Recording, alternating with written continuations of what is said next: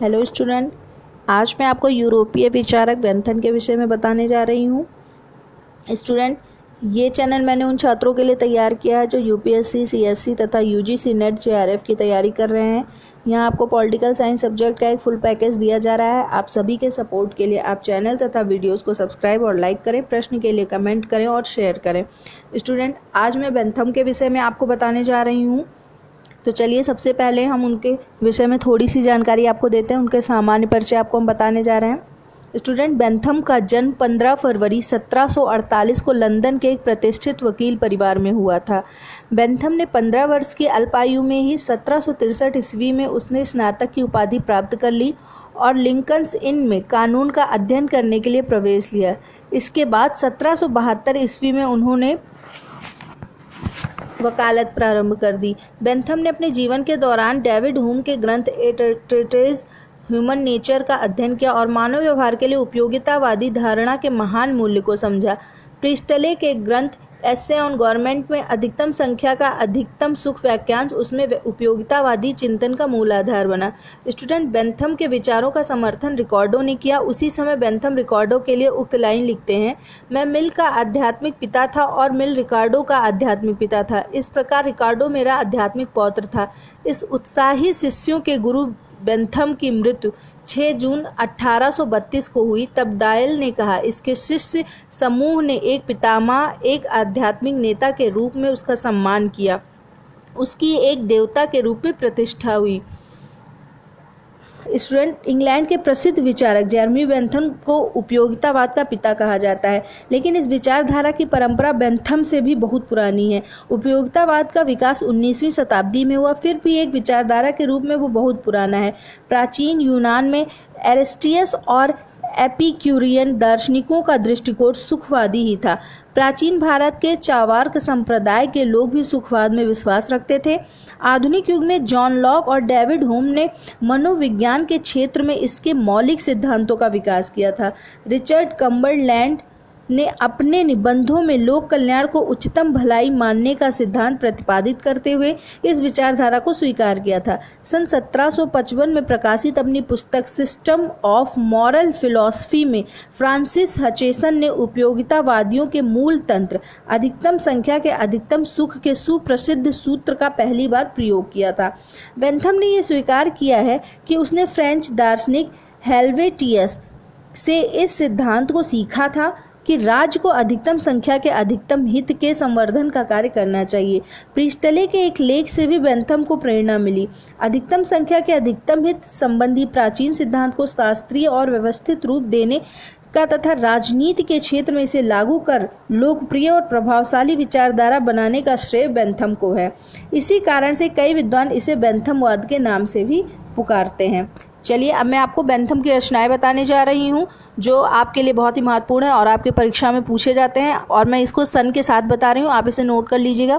Fragments on government 1776 ईस्वी, ए defence of usury 1787 ईस्वी, an introduction to the principle of moral and legislation 1789 ईस्वी, discourses on civil and penal legislation 1802 ईस्वी, a theory of punishment and rewards 1801 ईस्वी, a treatise on judicial evidence 1813 ईस्वी, papers upon codification of public instruction 1817 ईस्वी, the book of फैसासिस 1824 ईस्वी, race नले of evidence 1827 ईस्वी, constitutional code 1830 ईस्वी, एस्से on political tactics 1791 ईस्वी, कैटेसिज्म of parliamentary reform 1809 ईस्वी, radicalism not dangerous 1819 ईस्वी, a table of spring of x,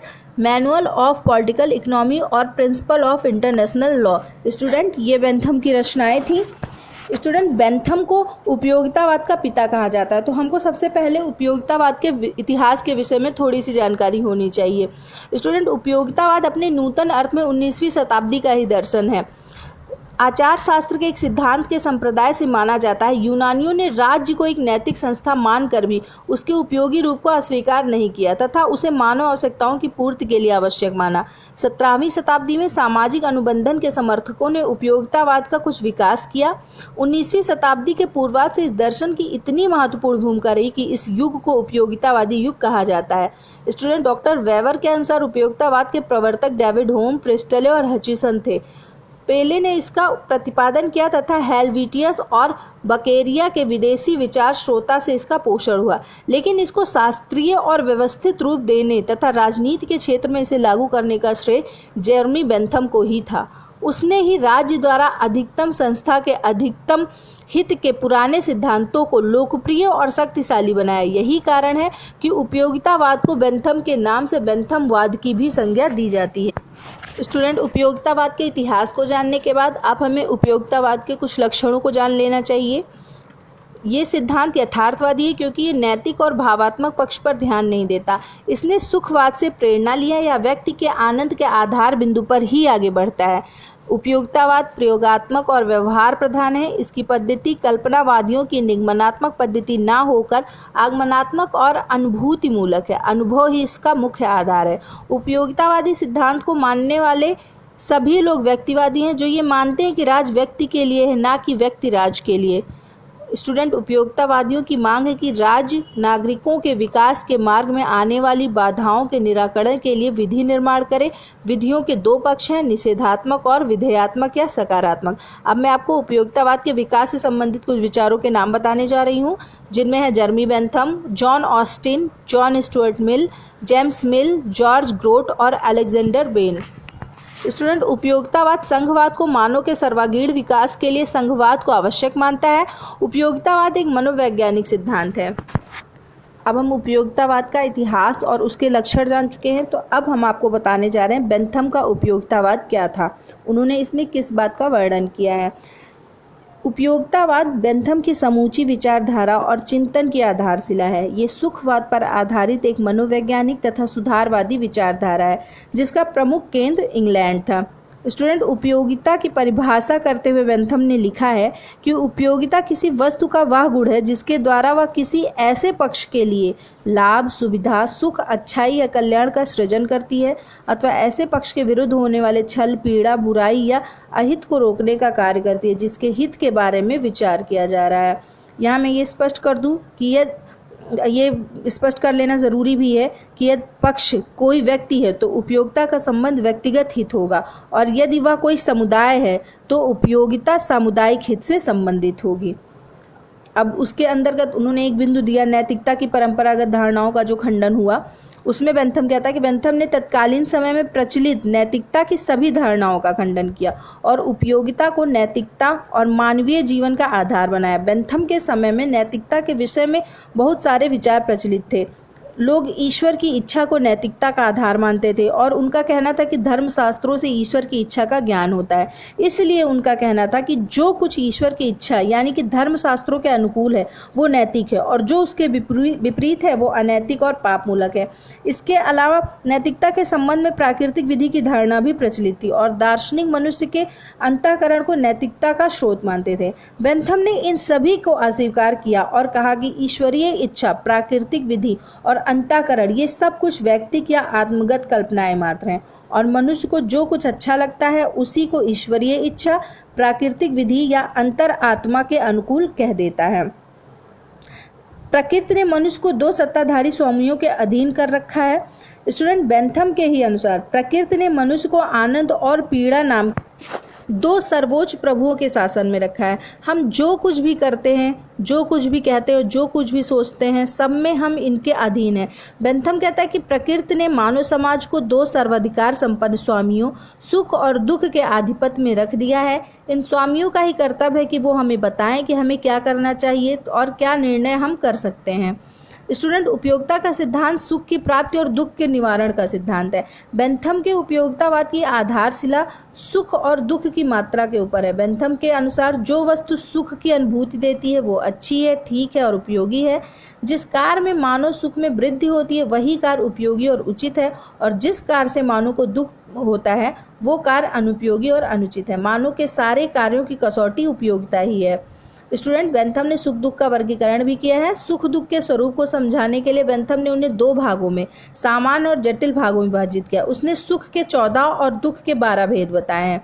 चलिए तो सबसे पहले हम बेंथम के सामान्य सुख के बारे में बताएं, जिसका उन्होंने वर्णन किया। इसमें इन्होंने कहा कि इंद्रिय सुख, वैभव सुख, कौशल का सुख, मित्रता का सुख, यश का सुख, शक्ति या सत्ता का सुख, कल्पना का सुख, धार्मिक सुख, दया का सुख, निर्दयता का सुख, स्मृति सुख, आशा का सुख, संपर्क या मिलन का सुख और सहायता का सुख इन्होंने बताया है। और दुखों के विषय में इन्होंने बताया कि दरिद्रता, भावना, हिचकिचाहट, शत्रुता, अपयश, धार्मिकता, दया, निर्दयता, स्मृति, कल्पना, आशा और संपर्क।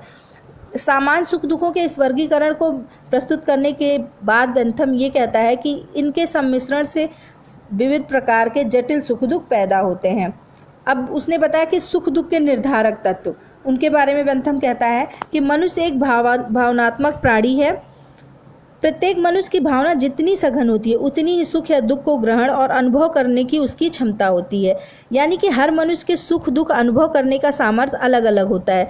किसी व्यक्ति या व्यक्ति समूह द्वारा अनुभव की जाने वाली सुख दुख की मात्रा इनके ग्रहण या अनुभव करने की सामर्थ्य को निश्चित करने वाले तत्वों पर निर्भर है। ये 32 तत्व हैं। इसमें से कुछ प्रमुख हैं जो हम आपको बता रहे हैं। स्वास्थ्य, शक्ति, कठोरता, शारीरिक कमजोरी, मन की चंचलता, मनोवृत्ति, अनुभव, ग्रहण करने की शक्ति, नैतिक पक्षपात, धार्मिक पक्षपात, लिंग, शिक्षा, जलवायु, वंश और भी सारी चीज़ें। बेंथम के ही अनुसार सुख दुख की मात्रा की गणना करते हुए इन्हें ध्यान में रखना चाहिए। अब इसके बाद बेंथम बताता है कि सुख दुख की प्राप्ति यानी उसके स्रोत क्या है। बेंथम सुख दुख की प्राप्ति के 4 स्रोत बताता है। ये हैं भौतिक, नैतिक, राजनैतिक और धार्मिक। अब बेंथम ने सुख की गणना जो कि सुखवादी मापक यंत्र के द्वारा, वो क्या है, उपयोगिता का निर्धारण करने में बेंथम सुख दुख की मात्रा पर बल देता है। एक कार्य से सुख की अधिक मात्रा उत्पन्न होती है तो वह अधिक अच्छा सुख है। लेकिन समस्या ये है कि सुख दुख का निश्चय कैसे किया जाए। इसकी मात्रा का निर्धारण करने के लिए बेंथम ने सुखवादी मापक यंत्र का आविष्कार किया, जिसके हिसाब से सुखों और दुखों को तुलनात्मक ढंग से कुछ कसौटियों पर कसा जा सकता है और उसकी मात्रा को नापा जा सकता है। इसके आधार पर उसने विभिन्न प्रकार के कार्यों और वस्तुओं से प्राप्त होने वाले सुखों का मूल्य ज्ञात किया। इसके निमित्त बेंथम ने किसी कार्य के संबंध में अनेक परिस्थिति या तत्वों का उल्लेख किया है, जिसके आधार पर सुख या दुख के कम या अधिक होने का ज्ञान किया जा सकता है। ये जो कसौटियां हैं वो मैं आपको बता रही हूँ, वो है तीव्रता, स्थिरता, निश्चितता, निकटता और दूरता, जनन शक्ति, विशुद्धता और विस्तार। स्टूडेंट, सुख की मात्रा समान हो तो बच्चों का खेल ही या कविता एक ही बात है। बेंथम 2 सुखों में केवल संख्यात्मक मात्रात्मक श्रेष्ठता का विधान करता है, यानी कि गुण की दृष्टि से सभी सुख समान हैं। अगर उनमें कोई अंतर है तो वह अधिक और कम का अंतर है। उसके अनुसार गणना करने से जो भी सुख मात्रा में अधिक हो उसे अपनाना चाहिए। सुखों की मात्रा समान होती है, खेलने, पढ़ने और मनोरंजन से समान सुख मिलते हैं। बेंथम के ही अनुसार सुख की मात्रा समान होने पर पशुपिंड, बच्चों का खेल और कविता का रसवादन दोनों एक ही कोटि का आनंद है। दुखों में भी बेंथम गुणात्मक भेद नहीं करता है। उसी के शब्दों में हम बता रहे हैं आपको कि कील के चुभने से उतनी ही पीड़ा होती है जितनी कि एक कर्कश कविता सुनने से। वो ये भी कहता है कि अधिकतम सुख की गणना करने में हर व्यक्ति को एक माना जाएगा और किसी को भी एक से अधिक नहीं माना जाएगा। अब उसके बाद वो बताता है कि राज्य का उद्देश्य अधिकतम लोगों का अधिकतम सुख है। बेंथम कहता है कि राज्य के आदेशों का पालन इसलिए होता है कि ये उपयोगी है और सामान्य हित और सुख को बढ़ाने वाला है। राज्य के नियमों के आज्ञा पालन से होने वाले लाभ आज्ञा भंग के दुष्परिणामों से अधिक हैं। बेंथम की दृष्टि में राज्य का आधार उपयोगिता से उत्पन्न होने वाली आज्ञा पालन की आदत है। इसी तरह राजनीति के क्षेत्र में उपयोगिता का सिद्धांत कानून प्रदान करने वालों तथा शासन का मार्गदर्शन करता है। अब इसके बाद एक बात और कहता है बेंथम की कानून का ध्येय अधिकतम व्यक्तियों का अधिकतम सुख है। बेंथम ही कहता है कि शासन और कानून की उत्पत्ति और अस्तित्व उनकी समान उपयोगिता पर निर्भर है और उनका पालन भी लोग इसीलिए करते हैं कि वे उपयोगी है। अब वो इस निष्कर्ष पर पहुंचता है कि कानून निर्माण भी उपयोगिता के सिद्धांत के अनुकूल होना चाहिए। अगर राज्य के कानून उपयोगिता की कसौटी पर खरे ना उतरे तो उन्हें बदल देना चाहिए। अच्छा कानून वही है जिससे अधिकतम व्यक्तियों की अधिकतम भलाई होती है। स्टूडेंट, ये था बेंथम का उपयोगितावादी विचार। स्टूडेंट, अब हम बेंथम के राज दर्शन पर एक नज़र डालते हैं। बेंथम के राज दर्शन के आधार पर उसे एक महान दार्शनिक की अपेक्षा एक व्यवहारिक राज्य सुधारक कहना ज़्यादा सही है। बेंथम के संपूर्ण राज दर्शन को दो भागों में बांटा जा सकता है, निषेधात्मक और विधेयात्मक। निषेधात्मक भाग का संबंध उन विचारों से है जिनके द्वारा उसने अपने पूर्ववर्ती राजनीतिक धारणाओं का खंडन किया है, और विधेयात्मक भाग का संबंध उन विचारों से है जो उसने कतिपय राज्य संबंधी विषयों पर प्रकट किए हैं। इस भाग में विधि संप्रभुता से संबंधित विचार सम्मिलित हैं। स्टूडेंट, बेंथम ने सबसे पहले प्राकृतिक अधिकारों और अनुबंधनवादियों की धारणा का खंडन किया और अपने उपयोगितावादी विचारों की आधारशिला रखी। बेंथम ने प्राकृतिक अधिकारों, विशेष तौर पर लॉक द्वारा प्रतिपादित सिद्धांतों को पूर्णतः असामान्य ठहराया। स्टूडेंट, मैंने जॉन लॉक पे भी आपको वीडियो दिए हैं बना के, आप उसके लिंक नीचे डिस्क्रिप्शन बॉक्स में देखकर जॉन लॉक के वीडियो भी देख सकते हैं। सिद्धांतों को, लॉक द्वारा प्रतिपादित सिद्धांतों को पूर्णतः अमान्य ठहराया और उस पर आक्षेप में कहा कि ये मूर्खतापूर्ण, कल्पित और आधारहीन अधिकार और आध्यात्मिक तथा विभ्रम और प्रमाद का एक गड़बड़ घोटाला तक उसने कह डाला। अब हम इसके बाद बेंथम के कानून संबंधी धारणा पर एक नज़र डालते हैं। स्टूडेंट, बेंथम के अनुसार राज्य एक विधि निर्माता निकाय है। जनता के साथ इसका संबंध कानून द्वारा स्थापित हो सकता है। इस तरह संप्रभु की इच्छा ही कानून के रूप में प्रकट होती है। उसकी ये अवधारणा हॉब्स के अनुरूप ही है। आप हॉब्स के भी वीडियो हमारे चैनल पे जाके देख सकते हैं। बेंथम ही कहता है कि कानून एक राजनीतिक समाज के आदेशों के रूप में संप्रभु की इच्छा की अभिव्यक्ति है जिसका सदस्य स्वभाव से पालन करते हैं। बेंथम के अनुसार स्वतंत्रता सुख का कोई आवश्यक तत्व नहीं है, इसे सुख के सामने समर्पण कर देना चाहिए। मनुष्य को सुरक्षा की आवश्यकता है, स्वतंत्रता की नहीं। इसलिए स्वतंत्रता को एक स्वाभाविक और अमर अधिकार समझने की भूल नहीं करनी चाहिए। अब इस बात से स्पष्ट है कि लॉक, मॉन्टेस्क्यू, रूसो ने जिस व्यक्तिगत स्वतंत्रता को शीर्षस्थ स्थान दिया, बेंथम ने उसे अपने चिंतन में कोई महत्व नहीं दिया है। बेंथम ने राज सत्ता द्वारा निर्मित हर विधि को उसकी उपयोगिता की कसौटी माना है। अब मैं आपको बताती हूँ कि विधियों की उपयोगिता के जो प्रकार हैं, विधियों की उपयोगिता 3 प्रकार से सिद्ध होती है। वह राज्य के प्रत्येक नागरिक को सुरक्षा प्रदान करती है या नहीं, उससे लोगों की आवश्यकताएं की वस्तुएं यथेष्ट मात्रा में उपलब्ध होने लगती हैं या नहीं, और प्रत्येक नागरिक एक दूसरे के साथ समानता का अनुभव करता है या नहीं। यदि विधियां इन कसौटियों पर उपयोगी सिद्ध होती है तो विधि का लक्ष्य पूरा हो जाता है। अधिकारों और कर्तव्यों का निर्धारण करते समय बेंथम यह स्पष्ट कहता है कि विधायक को राज्य के हितों को भी अपने हितों के समान ही समझना चाहिए। उसे विधि निर्माण में 4 बातों पर विशेष रूप से ध्यान देना चाहिए: आजीविका, प्रचुरता, समानता और सुरक्षा। बेंथम ने कानूनों का वर्गीकरण 4 भागों में किया है। आप इसे ध्यान से सुनिएगा, ये आपके एग्जाम में क्वेश्चन भी पूछा जाता है कि बेंथम ने कानूनों का निर्माण कितने भागों में किया है। तो आप ये बता सकते हैं कि उन्होंने कानूनों का वर्गीकरण 4 भागों में किया है: अंतर्राष्ट्रीय कानून, नागरिक कानून, संवैधानिक कानून और फौजदारी कानून। अब मैं जिस बिंदु पे बात करने जा रही हूँ वो है बेंथम एक महान सुधारक के रूप में। स्टूडेंट, बेंथम एक महान सुधारवादी विचारक था। वो एक विधि सुधारक था, ना कि राजनीतिक दार्शनिक। पॉलक के अनुसार 19वीं शताब्दी में आर्थिक, सामाजिक, राजनीतिक और वैधानिक जितने भी सुधार हुए उनमें से शायद ही ऐसा कोई सुधार हो जिस पर बेंथम का प्रभाव ना पड़ा हो।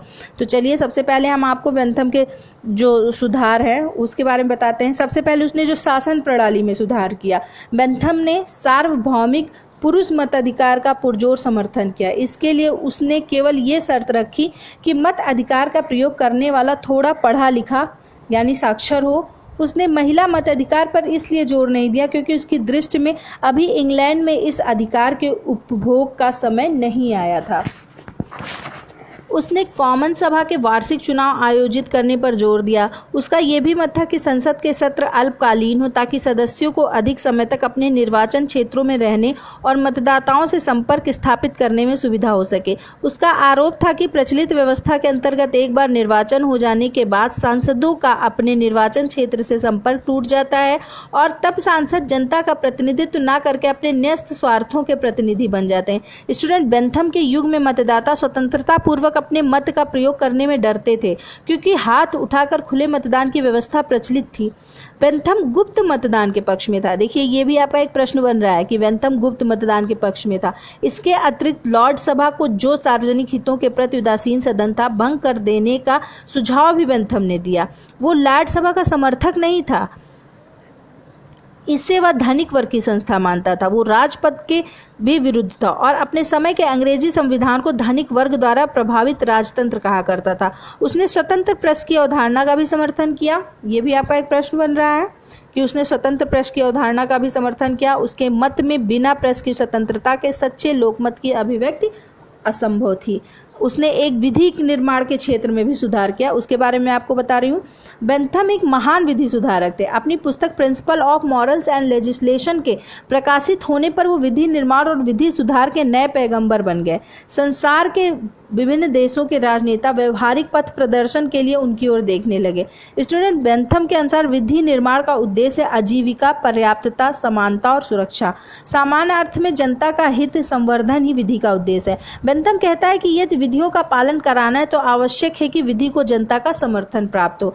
बलपूर्वक कानून मनवाने और सार्वजनिक असंतोष का परिणाम अंतोगत्वा क्रांति ही होता है। इसलिए अगर हम चाहते हैं कि जनता प्रसन्नतापूर्वक कानूनों का पालन करे तो जनता को विधि निर्माण की आवश्यकता सरल और स्पष्ट शब्दों में समझाई जानी चाहिए। बेंथम ने यह अनुभव किया कि तत्कालीन विधियां बहुत अस्त व्यस्त अवस्था में थी और उनका संहिताकरण किया जाना चाहिए। स्टूडेंट, उसने न्याय व्यवस्था में भी सुधार किया।